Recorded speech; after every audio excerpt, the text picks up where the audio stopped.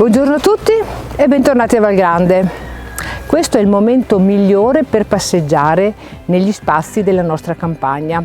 Infatti è in questo momento dell'anno che noi riusciamo a vedere l'azienda agricola che prende la sua vera forma.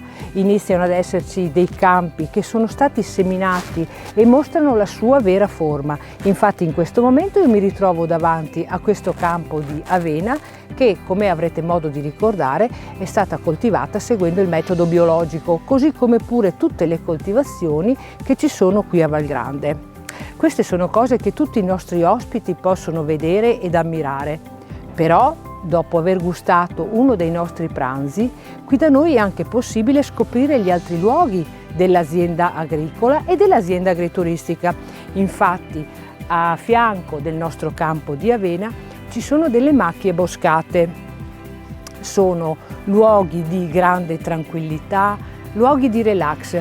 Infatti qui da noi è possibile affrontare questi vialetti per una passeggiata dove si sentiranno solamente i rumori degli uccellini di questo momento, oppure si possono anche sentire i rumori lasciati dal vento che muove le foglie.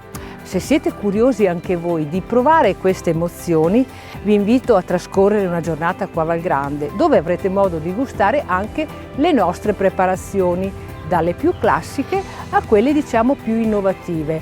Oppure potrete trovare anche preparazioni di tipo vegetariano o per persone che non possono utilizzare piatti a base di glutine, anche preparazioni particolari. Vi invito a prenotare sempre il vostro tavolo, perché sapete che in osservanza alle norme Covid abbiamo requisiti oggettivi ben chiari da rispettare e qui a Valgrande noi ci impegniamo perché la sicurezza sia assoluta. Vi invito a continuare a seguirci attraverso le pagine dei nostri social o attraverso le pagine del sito. Ciao!